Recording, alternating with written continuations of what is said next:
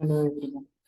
So in this lesson, we will see how to blink an LED using Arduino Uno and how to read the data, analog data from light sensor.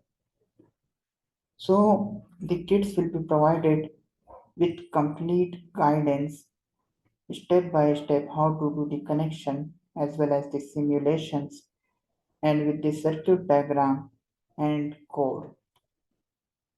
So we will teach them step by step how to make a circuits and how to upload and put the code in your microcontrollers. As well as you can find the video, recorded video also to practice it by yourself.